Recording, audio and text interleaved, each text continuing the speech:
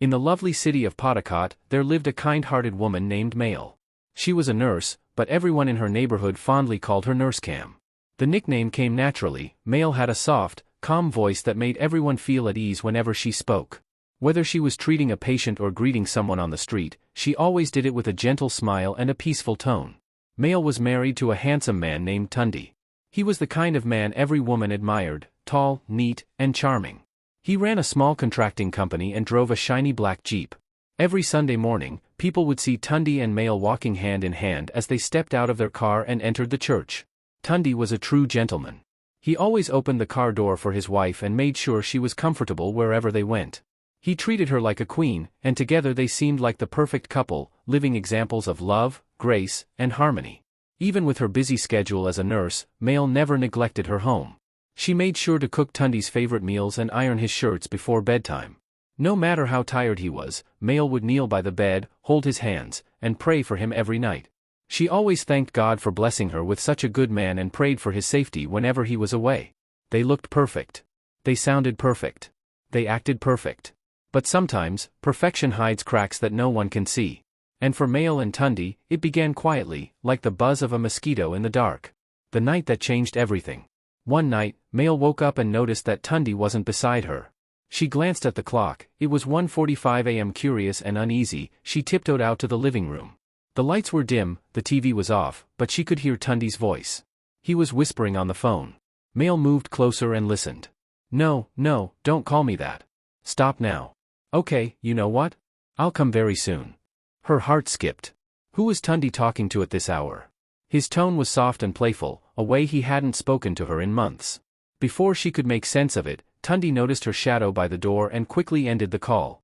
Who were you talking to at this time of the night? And why did you leave the room? She asked. Ah, baby, come on now, he replied with a small laugh. Can't a man take a business call anymore?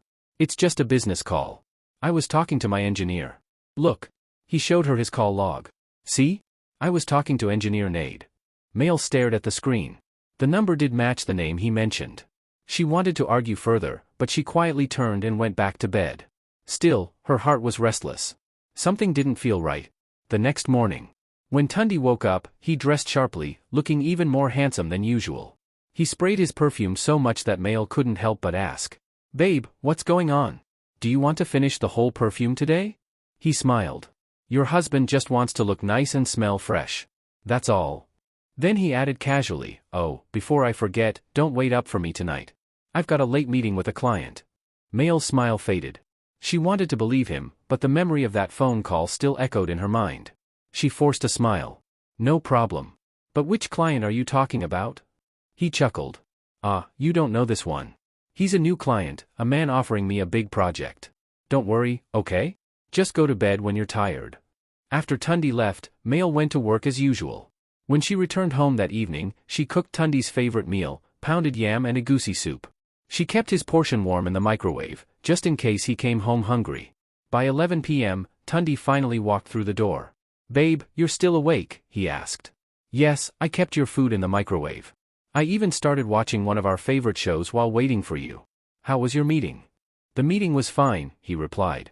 But I'm too full, I already ate a lot. Without saying much more, he went straight to the room, took a quick shower, and fell asleep almost immediately. Mail stood there, confused and hurt. So, this is the man I've been waiting for all evening? She thought. He had come home late, brushed her off, and gone straight to bed, leaving her with questions that kept her awake long into the night. If coming home late at night wasn't bad enough, Tundi soon took things to another level. He began treating his phone as though it were made of gold, or as fragile as an egg that must never be touched. If Tundi was in the bathroom, his phone was right there beside him. If he was eating, the phone sat close. Even when he was just sitting quietly, the phone was always face down, never left unattended. This behavior puzzled Mail deeply. The man she knew never used to hide his phone. He used to drop it anywhere, sometimes even asking her to help him answer calls or read his messages. But now? He guarded it like a secret treasure. Something was clearly wrong. Still, Mail tried to keep calm. She didn't want to jump to conclusions. One evening, after Tundi had fallen asleep, Mail quietly reached for his phone. It had been buzzing nonstop, and she just wanted to silence it so it wouldn't disturb their rest. But the moment her fingers touched it, Tundi suddenly sat up, eyes wide open. What do you think you're doing? He shouted. Startled, Male stammered. I just wanted to put it on silent. The phone kept buzzing and it was disturbing me. Then you should have told me, he barked. Don't you ever touch my phone again. She looked at him, confused and hurt. When did this start? Why are you yelling at me? This is the same phone we both use freely. We know each other's passwords. What's happening all of a sudden? But Tundi's tone didn't soften. Yes, you cannot touch it. I have important things in here that I don't want you to see, not until I finish what I'm doing. I'm warning you, Male, don't ever touch this phone again or it'll cause a big problem between us. With that, he slipped the phone under his pillow and lay back down, practically sleeping on top of it. Male stood there frozen, staring at him. The same man who used to call her my angel now looked at her like she was a stranger, or worse, a thief. That night, Male couldn't sleep. Her heart was heavy. What had happened to her husband? The man who used to be full of love and kindness had suddenly turned cold and harsh. The next morning was Sunday, and to her surprise, Tundi woke up smiling as if nothing had happened. He dressed up neatly, humming to himself. When they were ready for church, he went right back into his usual gentleman routine, opening the car door for her, holding her hand as they walked in, smiling warmly at everyone they met. Male was confused. Is this the same man from last night? She wondered. Who did I marry? This one can act like a movie star. At home, he was angry and cold. But in public, he played the perfect husband. So, Male decided to play along too. She smiled for the crowd, smiled for peace, but behind that smile was pain, frustration, and anger. She knew they were pretending, putting on a show for the world. During the church service, Tundi even dropped a large check in the offering. The pastor praised him endlessly, blessing both him and Male, calling them examples of generosity and godliness. When they got home, Tundi turned to her and said calmly, I need to go out again. I have to meet a client. Male didn't argue this time. She just nodded. A few minutes after he left, her best friend showed up at the house. Her friend, Funmi, was loud, funny, and brutally honest, the kind of woman who said exactly what she thought, even if her words stung. But she cared deeply for Male, and her presence was always a source of comfort. Funmi was the kind of woman who never held things inside. If you wronged her, she'd tell you right there and then, no delay, no pretense. She believed in speaking her mind and clearing her heart. That was just who Funmi was, open, bold, and unfiltered. That Sunday evening, she stopped by Male's house. The two friends sat together in the living room while Male served her food. They began to eat, but Funmi quickly noticed something was off. Babe, what's wrong? She asked, putting down her spoon.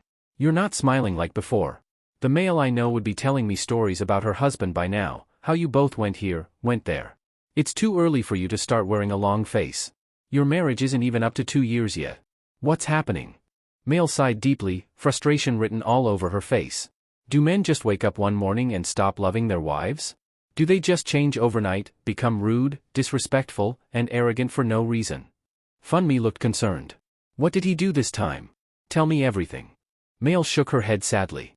The Tundi I married is not the same man I'm living with now. These days, he comes home late.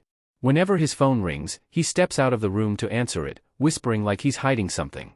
He doesn't even eat my food anymore. The only meal he touches is breakfast, and even that, he just takes a bite and rushes out, saying he's in a hurry. My husband hasn't eaten dinner in this house for the past 2 weeks, 2 whole weeks. Every night, it's the same story. My client invited me for dinner. Then he returns at 12 a.m., sometimes 2 a.m. in the morning. I'm so confused, Funmi. What's worse is how he behaves in public. Today in church, he was all over me, smiling, holding my hand, acting like the perfect husband. I wanted to laugh and cry at the same time. I even thought of telling the pastor that my husband was only pretending. How can someone change so suddenly? Is this how men are now? Funmi's blunt truth. Funmi let out a small laugh and shook her head.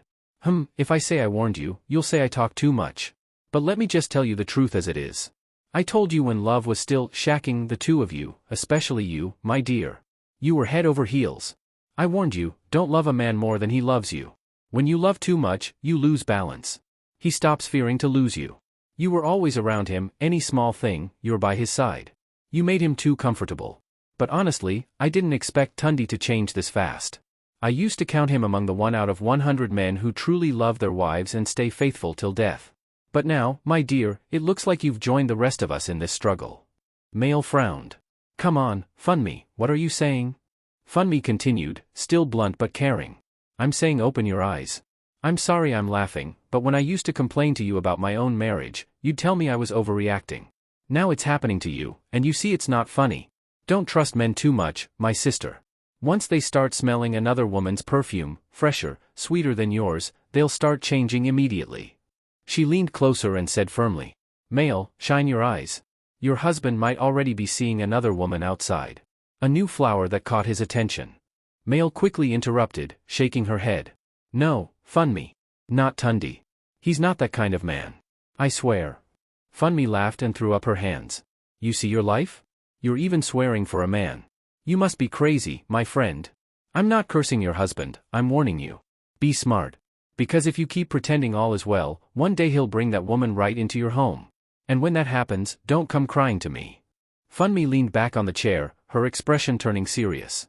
You see, Male, I won't even sugarcoat this. I don't know what it takes for a man to truly stay faithful anymore. These men, most of them are hypocrites.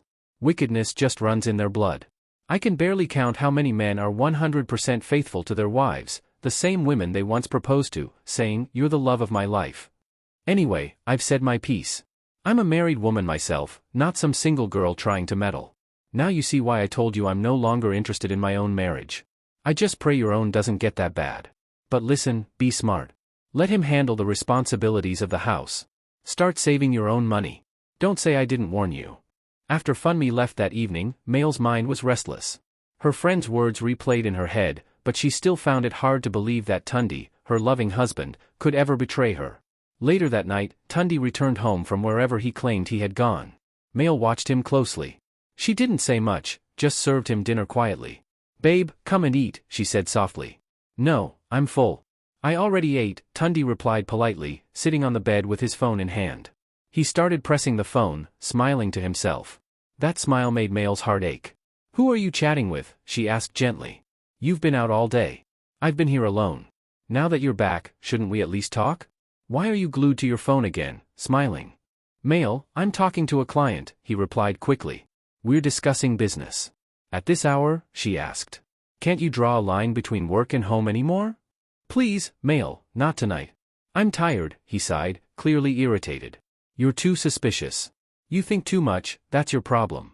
He turned off the phone, faced the other side of the bed, and soon drifted to sleep, leaving Male staring at the ceiling, tears silently rolling down her face. Days turned into weeks, and the space between them only grew wider.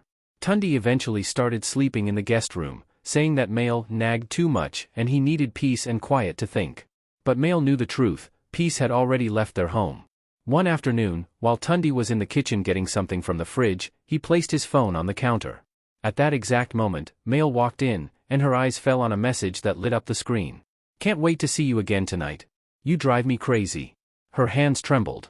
She reached for the phone, but before she could grab it, Tundi rushed in and snatched it away. Why now, Male? Why are you always looking for trouble? He barked. Male wanted to respond, to shout, to demand answers, but her voice failed her. She just stood there, staring at him, too heartbroken to speak. When he left the kitchen, she whispered to herself. So this is what you've been hiding, Tundi. Don't worry. You think I'm calm? I'll show you how calmness can burn.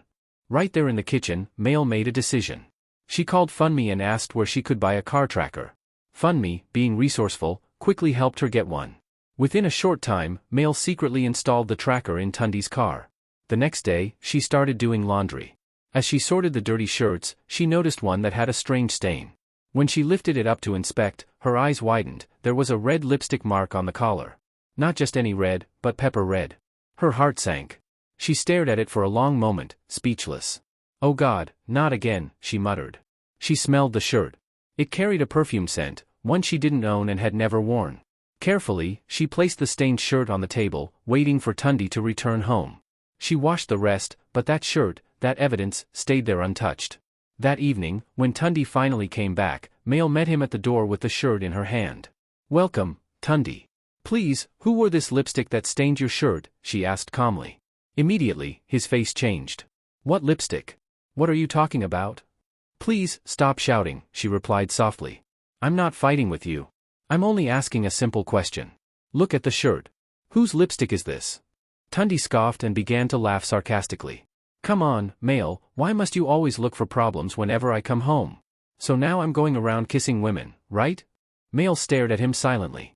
The man standing before her, defensive, mocking, and cruel, felt nothing like the man she married.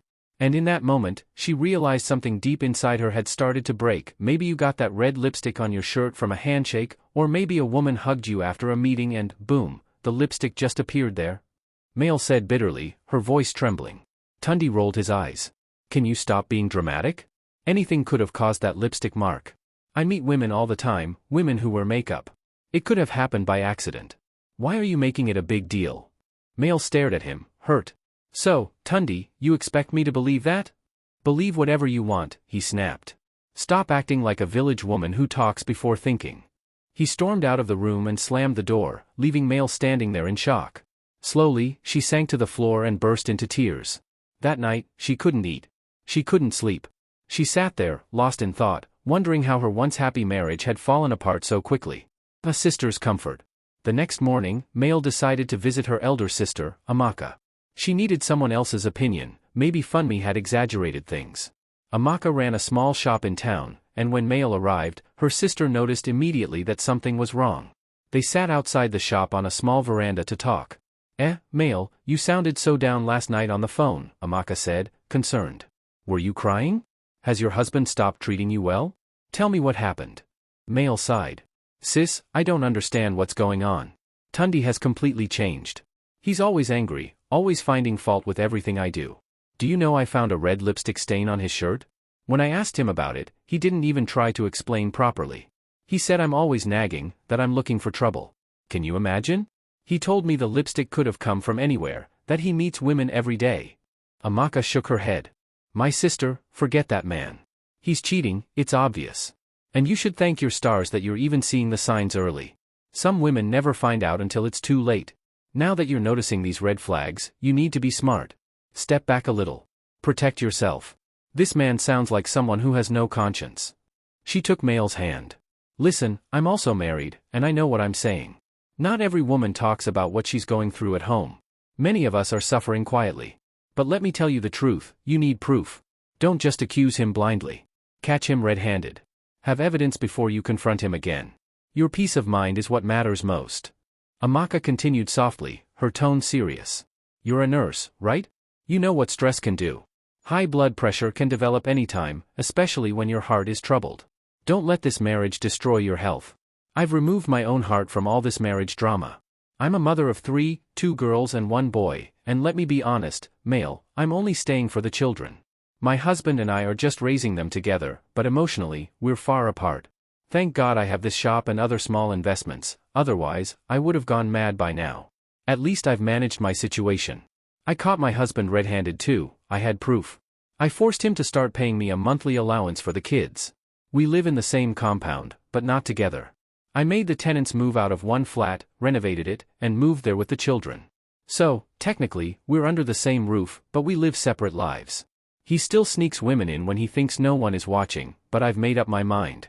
I'm already looking for another place to move with the children before they start asking questions. She sighed deeply and added, marriage is war, Mail, especially when you marry a man with no conscience. If your husband has started like this, believe me, he's only warming up. Be smart, gather proof, and whatever you do, don't get pregnant now. You don't have any children together yet, and that's a blessing. Don't tie yourself to someone who disrespects you. Mail looked at her sister in shock. Sis, I didn't know you were also going through this. I thought Funmi was exaggerating. I thought she was just talking too much, as usual. Are you telling me there are no good men left in this world? No man who can truly be faithful to his wife? Amaka smiled sadly. I won't say there are no good men. There are still a few out there.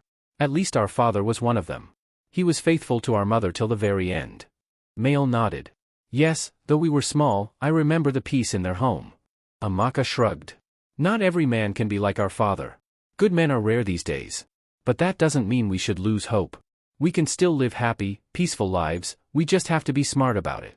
Mail sighed. Well, I already installed a tracker in Tundi's car.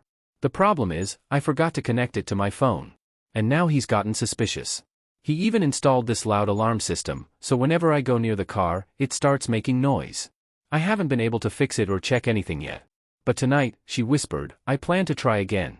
I hope it works. Amaka grabbed her hand. Be very careful, my sister. Don't let him catch you. If he finds out, he'll twist the story and make it look like you're the problem. Men like that are dangerous. When Mail returned home that night, she acted as if everything was fine. She laughed, chatted with Tundi, and even went into the kitchen to make him a cup of tea, just the way he liked it. Tundi sat beside her, smiling and watching television as he scrolled through his phone. As he sipped the tea, Mail's hands trembled slightly. Her heart was beating fast, and a lump formed in her throat. "God, forgive me," she whispered silently. "I don't want to hurt my husband. I just want to know the truth. I just hope these sleeping pills won't cause him any harm," Mail whispered to herself as she stirred the tea she had prepared for Tundi. That night, Tundi drank the tea without suspicion. Within minutes, he dozed off right there on the couch. Mail tapped him gently, no response. She sprinkled water on his face, still nothing. When she was sure he was deeply asleep, she grabbed her scarf and rushed outside. She hurried to the car, where she had hidden the tracker, planning to reconnect it to her phone and finally uncover where her husband had been going. But when she opened the car door and checked, her heart sank. The tracker was gone. She searched everywhere, under the seats, inside the glove compartment, even the trunk, but it was nowhere to be found. That was when Mail realized the truth. Tundi must have already discovered the tracker. Maybe he had seen her the day she installed it. Or perhaps, being the cautious man he was, he regularly checked his car and simply pretended not to know. Still, Mail decided to play along. She acted as though nothing had happened. When Mail returned from work the next afternoon, she was surprised to see Tundi already at home. What are you doing back so early?" she asked. "It's unlike you. You should be at work by now." "I know," he replied, pretending to sound tired. "I'm just exhausted, so I came home to rest." "Oh, that's good," Mail smiled faintly. "I'm also tired. I'll be sleeping early tonight." Then Tundi added, "By the way, I'm going out later to meet a few colleagues. We're hanging out, so I'll probably come back late." "No problem," she replied calmly. "Take your time." A short while later, Tundi left the house. As soon as his car disappeared down the road, Mail's eyes snapped open. She grabbed her scarf and face mask, then called her sister. "Amaka, is the taxi guy outside?" "Yes," Amaka answered. "I'm coming out now." The two sisters entered the taxi and instructed the driver to quietly follow Tundi's car, not too close, but just enough to see where he was going. After a while, Tundi's car turned into a lonely, quiet street. The sisters asked the taxi driver to stop at a corner and wait. They continued on foot, tiptoeing through the shadows. Suddenly, they saw Tundi's car stop in front of a large warehouse. A woman came out. Tundi got out of his car, smiled, kissed her, hugged her tightly, even grabbed her by the waist. Amaka quickly whispered, "Please, Mail, don't react. Just keep calm." A few minutes later, another man wearing a nose mask appeared and handed Tundi a big box. When the box opened, it was full of cash. Tundi smiled proudly and unlocked the warehouse gate so the man could move some goods inside. Inside the warehouse were stacks of school uniforms, hospital beds, medical supplies, and other items clearly marked as government property, things meant for public hospitals and schools. That's when the truth hit Mail. Her husband wasn't just cheating, he was also stealing. Tundi had been given a contract to deliver those supplies, but instead of fulfilling it, he and his mistress were selling everything for their own profit. From a distance, Mail and Amaka recorded everything: the kiss, the cash, the stolen goods. Mail felt sick. The man who stood proudly in church every Sunday, donating fat checks and smiling before the pastor, was nothing more than a liar and a thief. The sisters quietly returned to the taxi and went home. Back at home, Amaka advised her, "Keep the videos safe. Don't say a word. Pretend like you know nothing. We'll use this at the right time." And that's exactly what Mail did. She became unusually quiet at home, polite but distant. It worried Tundi so much that he started asking, "Are you okay? Is everything all right?" Mail would smile sweetly and reply, "All is well, my husband. Everything is fine." But Tundi could sense something was off. Still, he ignored his instincts and continued with his shady business and his affair. About a month later, one night, Tundi stormed into the house looking furious and sweating heavily. Mail rushed to him. "What happened?" she asked. He didn't answer. He just went straight into the guest room and slammed the door. Inside, she could hear him on the phone, shouting, "We have to burn down that warehouse before they come. Everything will be exposed. You want me to go to jail? Never. We must set it on fire tonight. In my report, I already wrote that all the supplies were delivered. If they catch me, I'll rot in prison for 10 years. Terrified but determined, Mail immediately called Amaka and told her everything. Amaka didn't hesitate. "This is your chance," she said firmly. "Expose him. Let him face the law. He deserves to be in prison." That same night, around 2 a.m., Tundi dressed up quietly and sneaked out of the house. He drove straight to the warehouse, carrying a gallon of fuel and a lighter. He was determined to burn the place before government inspectors arrived the next morning. But fate had other plans. As he got there, the warehouse was still untouched. He went inside, ready to start the fire himself, not knowing that police officers were already waiting for him. The moment he stepped in, bright flashlights surrounded him. "Drop the gallon and lighter," the officers shouted, guns pointed directly at him. Shocked, Tundi froze. He quickly dropped everything and raised his hands. It turned out that his side chick, the same woman he had called earlier to handle the fire, had already been arrested and had confessed everything. The police had set a trap, waiting for Tundi to show up. When Mail heard the news, she went to the police station the next morning. Tundi sat behind bars, his face filled with shame. "Mail, please forgive me," he begged, tears rolling down his cheeks. "I only did all that to give you a better life, to make you comfortable." She looked at him in disbelief. "A better life? You wanted me to live large, yet you never even bought me a car. You asked me to keep supporting the home with my own salary. You're still lying, even here in jail. For your information, I was the one who exposed you. I know everything, your cheating, your theft, all of it." Tundi bowed his head, sobbing, but Mail was done. "Anyway," she continued calmly, "I filed for divorce long ago. We'll finalize it while you serve your jail time. I'm sure the police won't be releasing you anytime soon." She turned and walked out of the station with her head held high. That day, Mail was no longer the woman who cried over her husband's late nights. She had become a stronger woman, one who used her husband's deceit to finally free herself. If you enjoyed this story, my dear readers, don't forget to share it with your friends and loved ones. Leave a comment below to tell us where you're watching from. Give the story a thumbs up and click subscribe to stay connected. And if you love Mona's stories and wish to support, you can do so through the link in my bio or in the story description. Until next time, stay strong, stay blessed, and never forget, a calm heart can burn brighter than anger when it carries truth.